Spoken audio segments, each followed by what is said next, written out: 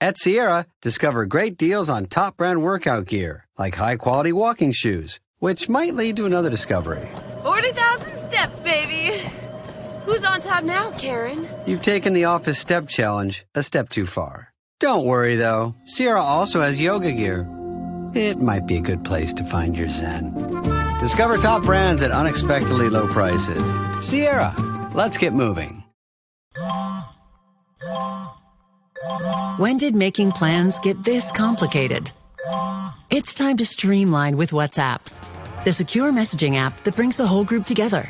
Use polls to settle dinner plans. Send event invites and pin messages so no one forgets Mom's 60th. And never miss a meme or milestone. All protected with end-to-end encryption. It's time for WhatsApp. Message privately with everyone. Learn more at whatsapp.com. 3, 2. The Oregon Ducks are getting set to face a real opponent on Saturday. Sorry, it's opponent. 3, 2. The Oregon Ducks are preparing to face a real opponent on Saturday when they host Indiana. Yeah, I said it. Let's break it down here in the Ducks Confidential podcast. I'm Aaron Fentress of the Oregonian and OregonLive. He is George Wrighster of the Unafraid Show. And George, I'm so glad you came back to life, bro. Like, I was worried about you, but here you are in the flesh. Still alive. I'm still alive. Your credit card company had you dead or something? Like, what's up? And you owe me money. You can't die till after you pay me the money you owe me. But go ahead. What happened? Dude, somebody called my credit card company and reported me as deceased. And this was a cruel joke because it took me 2.5 hours and a trip to the bank to prove that I was still alive. And, damn. And they were like, "Are we sure it's him?" And then the lady at the bank was like, "Yes, he's got his license, he's got his ID, he's got his passport. He's got his passport, he's got the credit card in his hand. There is no way that this is not this man. His social media is correct, like everything is there." And they were like, "Are we sure about that?" I'm like, so what happened is somebody called in. And they have customer service. Their customer service is in, when they did like the backtracking, is in Mumbai, so in India. So somebody called into the customer service, reported me deceased. And they're trying to track down the phone call because there's also allegedly supposed to be recorded, but we shall see. And so I don't know what college football fan base did this. This could be an Aaron Fentress special here. You said that on Twitter. You asked if it was me. Well, someone else said it was me. Yes. And then you asked if I did it. Yes. So.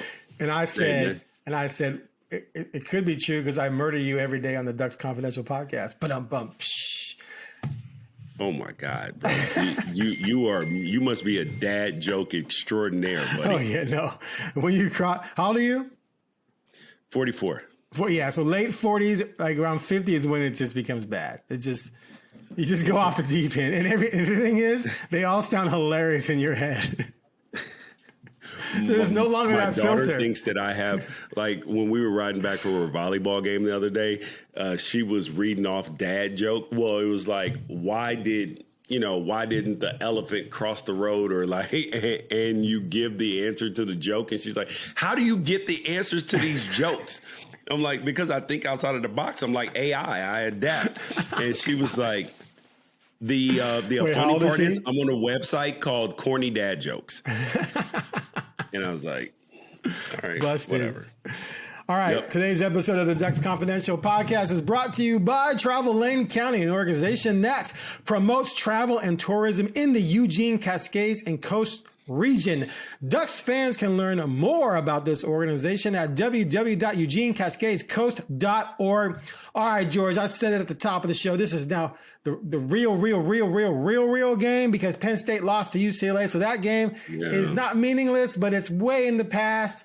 What happens on Saturday is going to be much more important in my book because I don't respect Penn State right now as a viable, national power. They're not even ranked anymore because they lost to 0-4 UCLA. I told everybody in the preseason.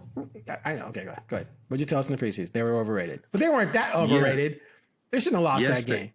No. Here's the thing. Because I said I picked Penn State in my preseason rankings. I had them, I think, number 2.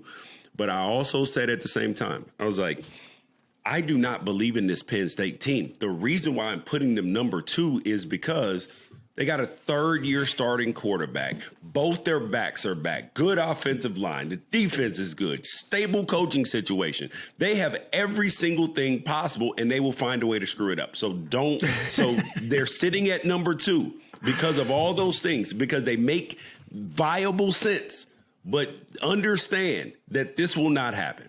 Okay, and everybody was like, you're crazy. I was like, all right, just watch. But screwing it up is losing some big games, which cost you a playoff berth, not losing to UCLA. That's a different level. But before we get to Indiana, let's talk about wide receiver freshman Decorian Moore. So surprisingly, he was listed on the availability sheet for Wednesday. And I happened to be down there because I did a one-on-one interview with Malik Benson for a feature I'm working on. Great interview, by the way. We went like 20 minutes. He was amazing. But Decorian comes out there and they don't let freshmen talk. Like, it was a big deal. And Lanning was asked later, because Lanning, I think Lanning went first. Anyway, he was asked about Decorian speaking, and he said, look, I'm summing it up here, but paraphrasing, but that Decorian has demonstrated the ability to handle the pressure, right, of playing at this level, of, learning the offense at this level, operating as a fully functioning, starting player at this level, and has the persona and personality and maturity to handle going in front of the media. And he wasn't up there for like 2 or 3 minutes, man. He was up there for, I think, 14 minutes, something like that. Which Dan Lanning has a saying. Wait, let me finish. Let me finish, dude. Oh my God. You just look for your spot to jump in. I'm gonna make a point here because I just got through covering the NBA, right? And it was a trip going to the NBA because you're thinking, older players. Well, yeah, there's some, but there's also a bunch of kids who should be in college, right? Yep. Decorian was far more polished than every young NBA. No offense to these young kids in the NBA. Shaden's the quietest kid ever. Scoot did really well, but Scoot wasn't quite on this level at the same age. But by far the best interview of every young player I dealt with the Blazers. Like, he didn't just give like cliches, weak answers. That's why I went 14 minutes. He gave legit answers to every question. So very impressive. Now you can go. Dan Lanning has a saying. Dan Lanning has a saying. If you are good enough, you're old enough. And he's saying that Decorian Moore obviously is good enough on the field. Brandon Finney's good enough on the field.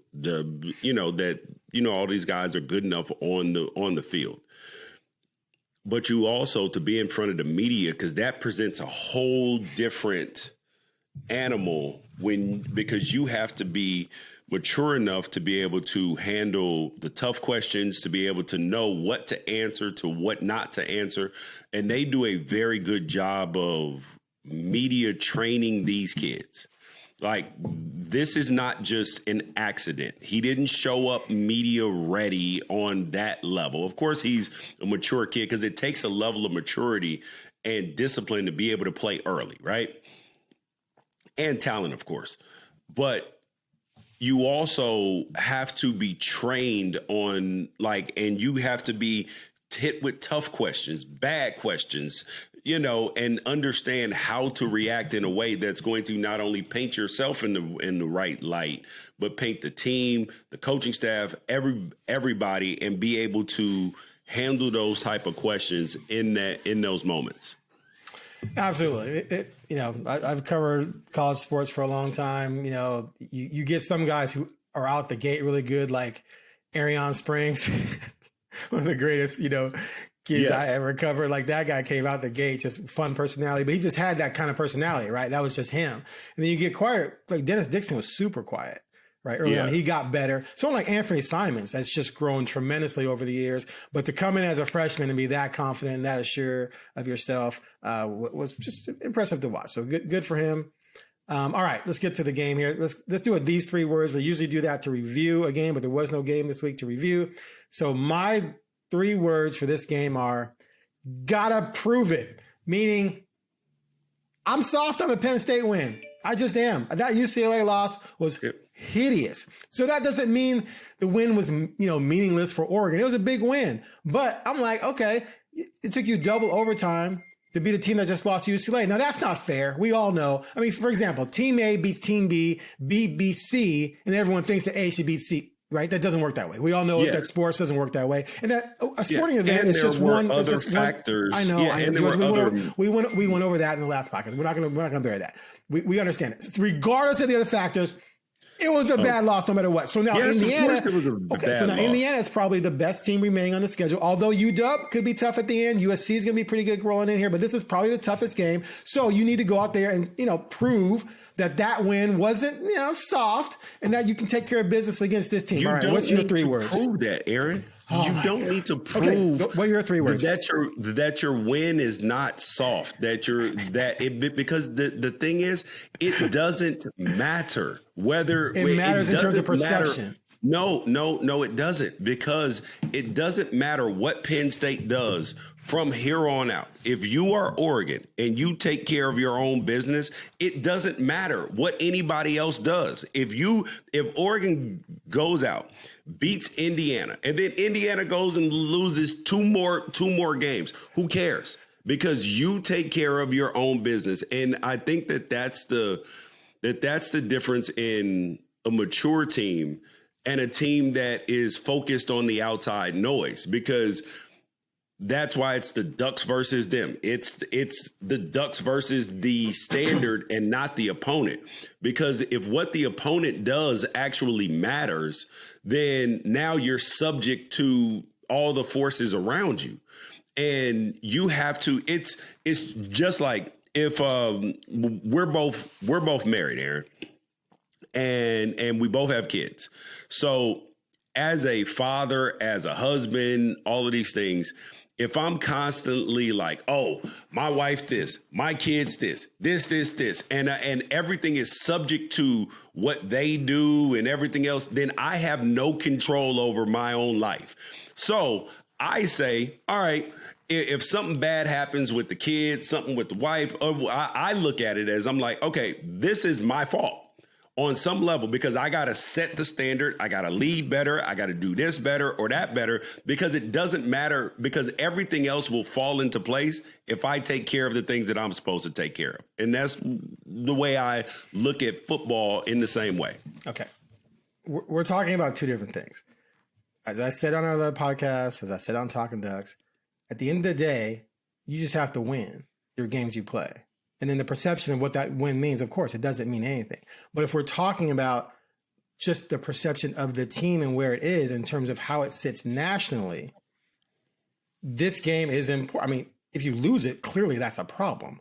But what I'm saying is that the shine of that Penn State win and the reaction to that Penn State win has absolutely been tarnished. So this is a situation where you go out and you win this game that restores some luster to the perception. Now, yes, perception doesn't matter other than the discussions we keep having every week about who the best team is and this team and that team, who's going to win. If you go 12-0, the perceptions don't matter. But I'm talking strictly about the perception. The perception right now has shifted from what it was after Penn State. Because after Penn State, every podcaster and TV show all across the nation were just talking about the Ducks are the best team in the country because they beat mighty Penn State, and then Penn State loses. But anyway, but the reason why there's we beat that to death. No, go ahead. Eric, one more point. You made one more point. The reason why there is no, like, the national perception didn't change. Oh, it changed. They fell in the rankings. They lost number 1 votes. Aaron, hold on.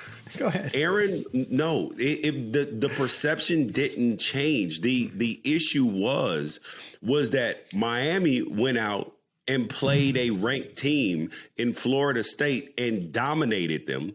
And then you had Ohio State go out and dominate in a win as well. So it was less about Oregon. It was the fact that Oregon was off.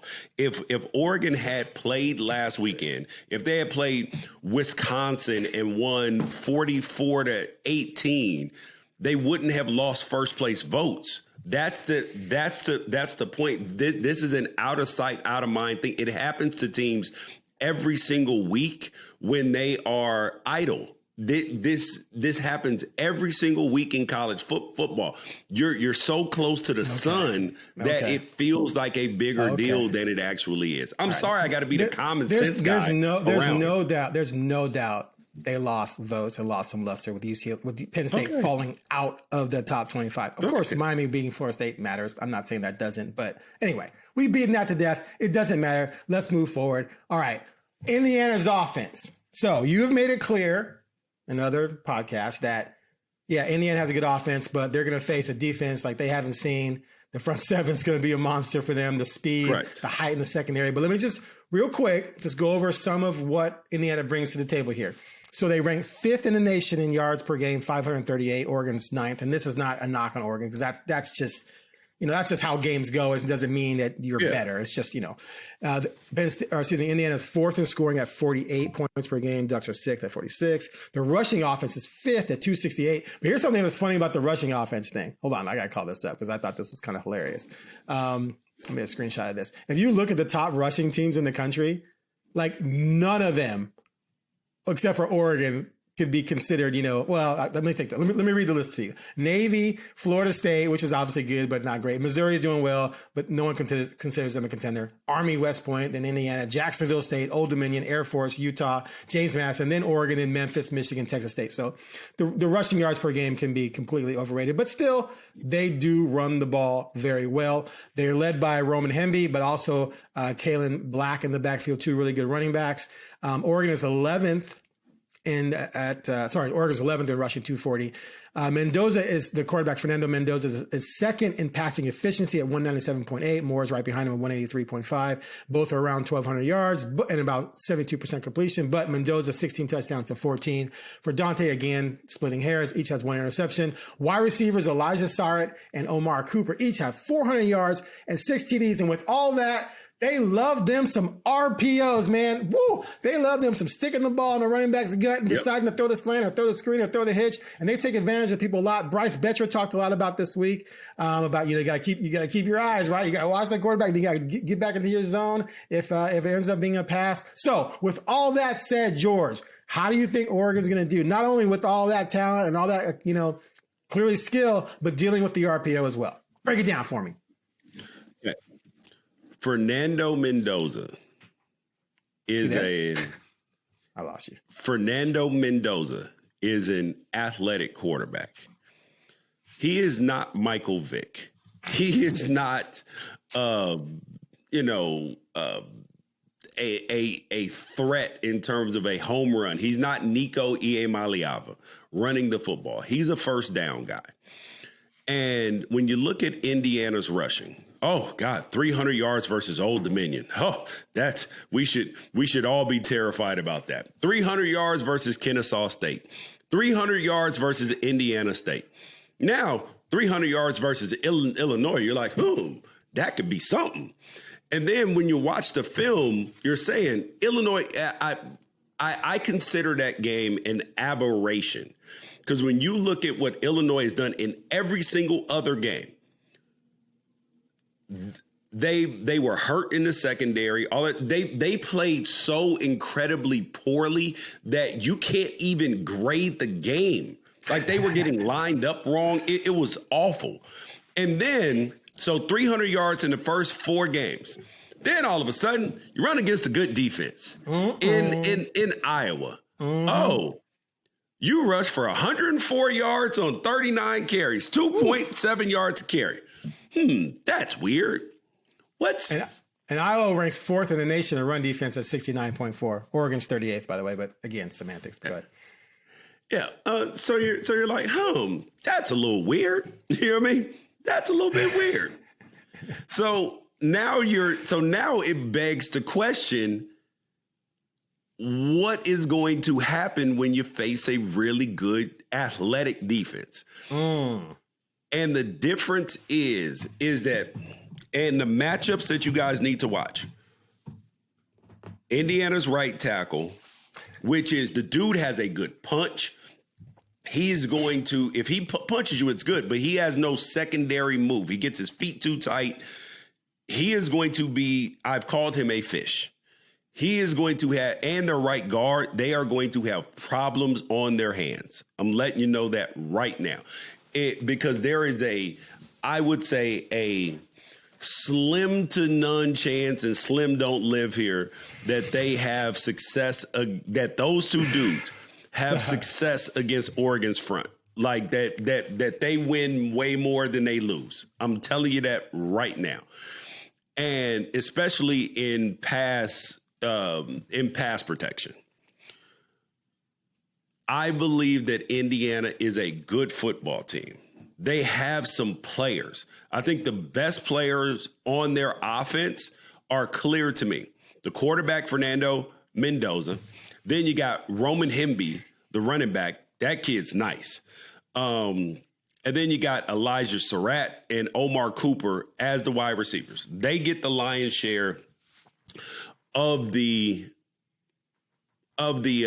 catches. And then their cornerback Pons is pretty good.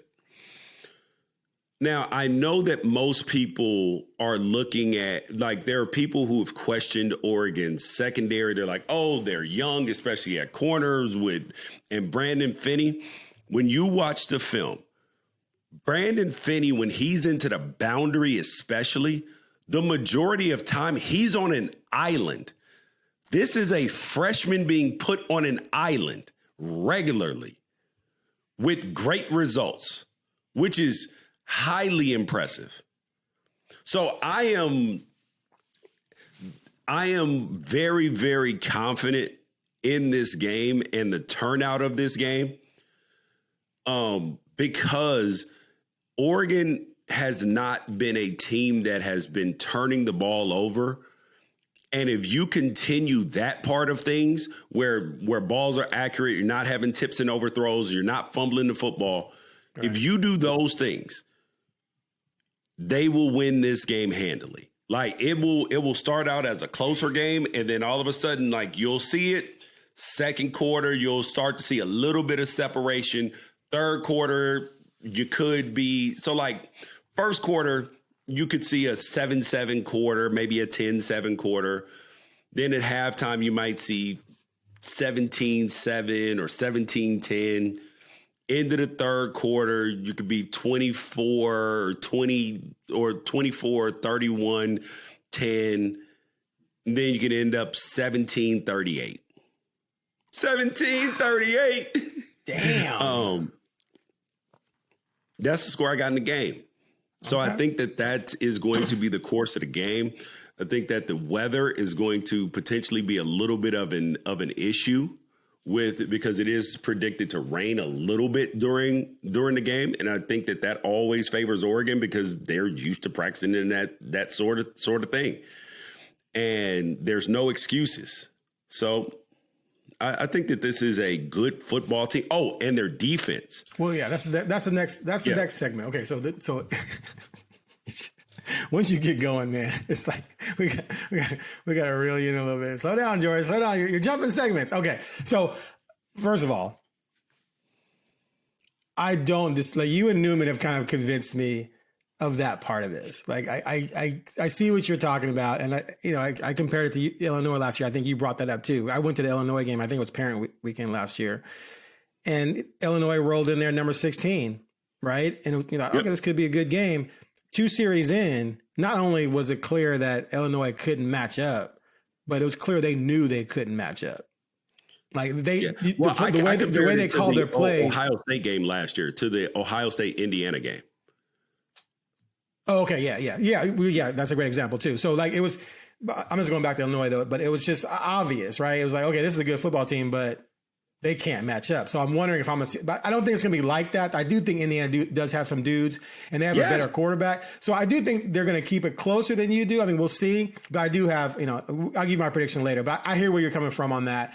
And I'm kind of with you. Now let's flip to the other side of the ball. Like, I don't want to sound like I'm poo-pooing Indiana. Like this is Oklahoma State. Right. But because Indiana has dudes. That's why I said if they turn the ball over, they can lose this football game. Like this is not a football game that you can just throw your jerseys out and win. or just play okay and win. Like, you're going to have to play well to win this football game. So I don't want anybody to be under any misconception about that. Indiana is a dangerous football team. However, there is a difference is that there's levels to this. And right. Indiana, which is a historically has been a bottom tier college football program. They are a program that is on the rise. They are moving in the right direction. But there's a big difference in moving in the right direction. Okay. This is like when, and this is a little more of an extreme example, but there have been some times where, okay, well, let's look at Oregon in 2014 when we played in the national championship versus Ohio State. Now, I know that Oregon's wide receivers were hurt with Darren Carrington being suspended. The hurdler kid tore his knee up in the Rose Bowl against Florida State. Devin Allen. Yeah, yep. Yeah. And then Ikpe Alomo, he was out. So I understand all of those things. But there's levels to it. Ohio State had a different level on the offensive line than we had in the front seven. And that's what it is with Indiana right now. And that was even with DeForest Buckner and Armstead. Yeah, but that's two guys who have to play. That's even with those, right? That's even with those two. There still was a difference. Yeah. Yes, because they got to play the whole game. Right. Versus Ohio State had two dudes that were very good as well, but then they get to come out of the game, and then two very good guys come in. Right. So there's depth issues. So that's where Indiana is right now. They're at that Oregon 2010, 2014 sort of game where, 2010 in the national championship, you can't block Nick Fairley. Right. And they just got dudes everywhere. And that's where Indiana is. They are an up-and-coming program. In 4 or 5 years, this could be a totally different conversation.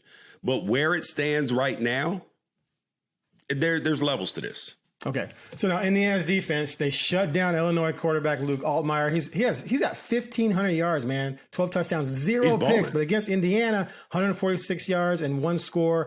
They were behind most of the game, too. He still couldn't get things going. Indiana sacked him 7 times. Isaiah Jones has 3.5 sacks. They got 2 DBs with 3 interceptions each.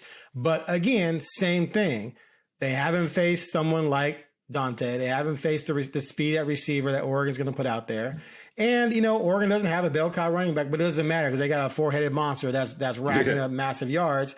So, again, is this another situation where Indiana, again, they have one layer of really good players, but they're just not at Oregon's level, and now we're going to see evidence of that on Saturday. Yeah. And they're so they have a kid, Isaiah Jones, their linebacker. He's more of an outside linebacker. He has 3.5 sacks. Stephen Daly has 1.5 sacks. And then you have Mario Landino, who has 3 sacks as well. So these are guys who can make plays. And they have created a lot of turnovers as well. They forced a couple fumbles. They have 7 interceptions on the season already, which is over 1 a game. So they are creating opportunities for themselves. Right. Now, they've only played 1 game against comp like that. Well, actually 2 in terms of Illinois and then Iowa. Iowa's a notoriously difficult place to play. And Oregon fans will probably see that later on in the season. But also, Autzen is a notoriously difficult place to play. I think Oregon's won 41 out of their last 42 home games. It is notoriously difficult to play there. And I think that Indiana finds that out. But that's fair. It's just a depth issue. And again, this is no knock on Indiana. Their fans have been great. I understand why they believe, and it gives me so many parallels, Aaron, to Oregon. When we thought that we were further along than we really were. Until that Georgia game happened? Yeah. Well, that was Dan's first game, so I don't really put you're in a coaching transition, all that stuff. So I don't put as much stock into that. But yes, exactly. I don't think that they lose 45-3 at the end of the season, but also that Georgia team also just buried everybody. It's one of the greatest defenses in college football history. Right. So it looked even worse in the beginning of the season. But when Georgia ran through the entire country, it didn't feel as bad. Right. I mean, there was nobody that could beat them. Nobody. They smoke showed pretty much every single team that they went up against. All right. I don't disagree with you. All right. Real quick, around the nation, number 1 Ohio State's at Illinois. I expect Ohio State to roll in that one. Number 8, they are 14.5-point favorites in that game. I am actually taking. That, don't you think? Huh? No, you're taking Illinois. Yeah, I'm good. No. What? I'm not taking Illinois to win. Okay. Slow down. Yeah, no, I meant the points, of course. Yeah. I'm taking I'm taking Illinois in the 14.5. I might need that hook. I might need that half a point, but that half a point could get real important. But I do think that they keep it around, 10 points maybe. Then we got number 8, Alabama, at number 14, Missouri, which could be dicey. And then, hey, man, Texas. This is Texas's last stand. They got Oklahoma, number 6, coming into town. They lose that third game, they're done, right? Or can 9-3 get in from the SEC? Not for Texas now. No. If you were a ranked SEC team right now, if they were still ranked, yes. That's what I'm saying. But if they won 6 in a row to finish the season, they'd probably get ranked, but probably not high enough to be in the playoffs at 9-3. No chance, bro. Because they would have – because Texas, who's now unranked, right? Right. Last week, they were number 9 in the nation. Everybody's giving them the benefit of the doubt. That Florida loss is going to do so much heavy lifting against them. It's going to be an anchor toward the end of the season. And listen to their rest of the season. So they play Oklahoma. Let's say they lose to Oklahoma because John Mateer may actually play. But their offense is also not doing anything, and Oklahoma's defense is impressive this year. At Kentucky, at Mississippi State, you win those 2 games. If they lose to Oklahoma and win those two games, is anybody going to care? No. Although Mississippi State's not bad, but go ahead. But no, I agree. Yeah. And then they play Vanderbilt, who probably won't be ranked when they play them because they got LSU and Missouri both before they play Texas, and they're 20 now. So they're probably going to lose one of those or both of those. So then they won't be ranked. So nobody's really going to care about that. And then do you think that they're going to win at Georgia? No, but what I'm saying is that if they do win out after Oklahoma, I think they have a chance to get in because they would have wins over Vanderbilt, Georgia, and A&M, which could be enough to get them in because everyone's going to throw out the Ohio State loss, and then they make up for the Florida loss. But, it's dicey. They need to win. It's possible. They might make it. They would need a lot of help. Yeah. But that would be, if they close with wins over Georgia and Texas A&M, that makes a strong case. But especially if Georgia or A&M drops other games, yes. Right. So I would agree with you. There is a path if they win out because of the Georgia and Texas A&M wins. And then we got Michigan's hosting number 15 USC. No. USC host. Sorry, USC host. Yeah. Yes. Yeah, I got back. USC host. I am so excited about this football game, Eric. I am so excited about this football game because this is going to be one of those truth-telling games. USC believes that that Illinois game was an aberration and that, when you go on their message board, their fans are either one or two ways. See, I told you we're not ready. Or they're like, dude, chill out. It was one loss. Everything's still in front of us. The Big Ten is wide. They have a thread that says the Big Ten is wide open. And I'm like, what do you mean wide open starting at number 3? Where you think it's wide open in the 1 and 2 spot? No, it is not wide open. It is clear who the 2 best teams in this conference are at this point in time. Is 3 wide open? Maybe, sure, but it's tough after that. So I like USC in this game. I don't think Underwood can get it done there. But go ahead. Underwood has been continuously getting better, but the main thing is remember, this Michigan team beat USC last year, okay? With Alex Orji and that other kid at quarterback. Bryce Underwood is a better passer, and they have better receivers than they had last year, and he's more experienced. He's been in a hostile environment in Oklahoma and wasn't turning the ball over. So, and the Coliseum is not a tough place to play. It's not it's not like, oh my God, scary loud fans or anything. Dude, that place will turn into a church real quick. And facts. And Michigan is going to, if they get over 43 carries, they're going to win the game. Because they're just going to lean on USC's front because they are thin, Aaron. They do have some good guys up front, but they are thin. It is not much to talk about beyond the starters. So, and that's what happened in the Illinois game. They got tired.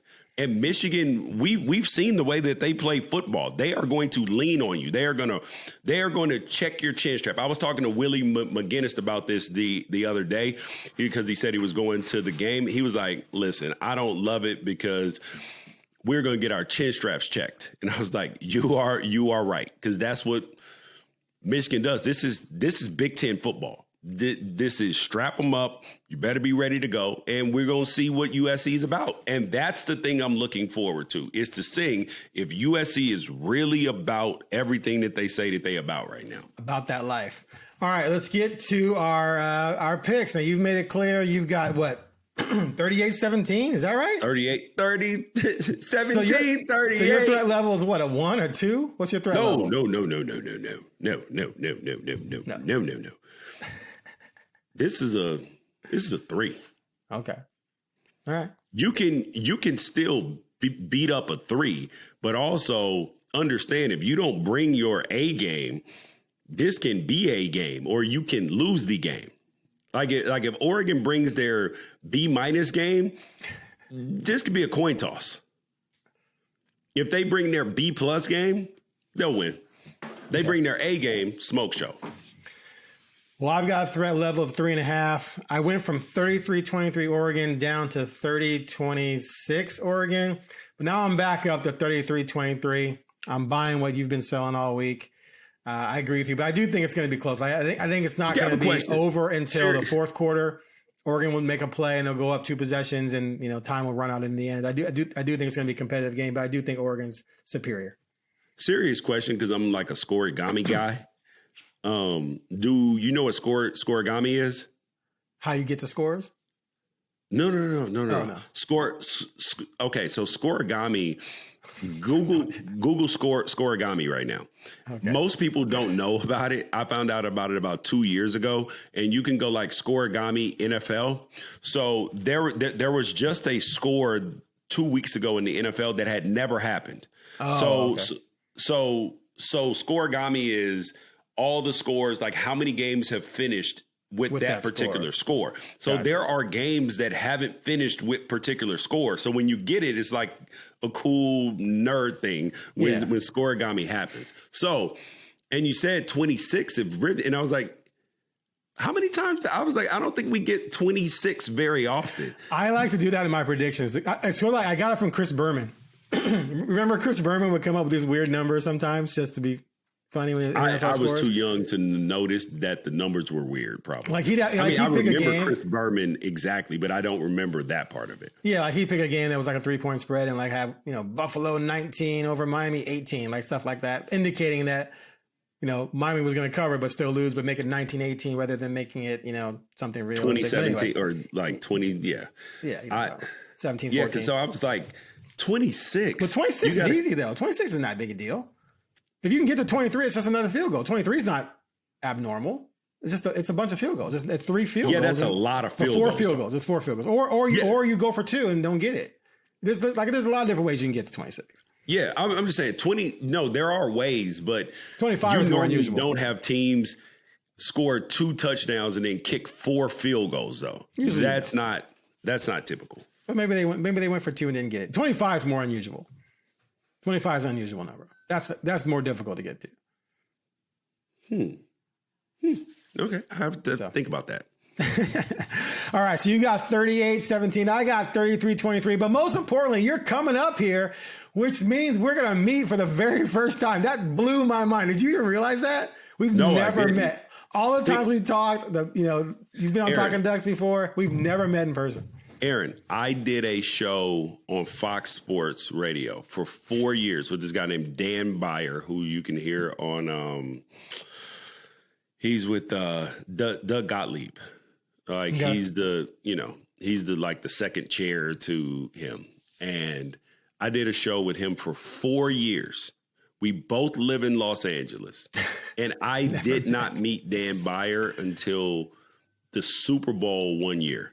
And I did a show with him for 4 years. We both lived in Los Angeles. I had never met him. And he lives in the Valley, too. I live in the Valley. He lives in the Valley. We've never met. That's weird. Because, so there's a little bit of a reason for it. Because COVID happened in 2020. And so nobody was going into the studio. So we started it in 2019, maybe, and started working together in 2019. So, and then COVID happens. Nobody's going into the studio. And then when the studio opened up, I had already built a studio at home, and they were like, "Yo, do you want to come in?" I was like, "No." And Dan would sometimes do it from home. Sometimes he would do it from the studio. So it was just more convenient for everybody. So we just never even met in person. And I didn't even know what Dan Beyer looked like. We're at the Super Bowl. I'm talking to Doug Gottlieb. And you know when you go to the Super Bowl with the press passes, like everybody has their lanyard on with their name on it, right? And a photo. Big photo. Yeah. He turns his around on purpose to see if I know who he is. And I see some other people up there. I'm like, "Oh, what's up?" But I spoke to him. I was like, "Hey, what's up?" Like blah, blah, blah. And I'm talking to and then I'm walking away. He was like, "George." I'm like, "What's up?" And then I hear his voice. I'm like, and he was like, "It's Dan." I was like, "Bro, I hear your voice." I was like, "I had no clue what you look like." That's hilarious, dude. You never looked him up. How'd you guys not go to lunch? Just talk about the show or something? We would talk on the phone all the time. That's weird. Never FaceTime or anything? That's weird. No. Wow. You never looked him up? No, I didn't Google him. I knew his name. I followed him on Twitter. I know everything about him. I knew he was having a kid. I said thanks. I sent him steaks for when he had and a bottle of champagne when he had a kid. I did all the pleasantries. Okay, so real quick, did he look anything like you pictured him in your mind? No. Nope, completely different. That's funny. All right, well, I look forward to seeing you on Saturday, although I can't be in the same place with you and Newman. I got to keep that separate. I got to I can't have you guys both together, so I got to avoid that because I don't know if I can handle you both at the same time. All right. Today's episode of the Ducks Confidential Podcast was brought to you by Travel Lane County, an organization that promotes travel and tourism in the Eugene, Cascades, and Coast region. Ducks fans can find out more at www.eugenecascadescoast.org. All right, big game Saturday. We'll be back next week to break it down and get you ready for Rutgers. And Doug. Here we have the Limu Emu in its natural habitat, helping people customize their car insurance and save hundreds with Liberty Mutual. Fascinating. It's accompanied by his natural ally, Doug. Limu, is that guy with the binoculars watching us? Cut the camera. They see us. Only pay for what you need at LibertyMutual.com. Liberty, liberty, liberty, liberty. Savings vary. Underwritten by Liberty Mutual Insurance Company and affiliates. Excludes Massachusetts.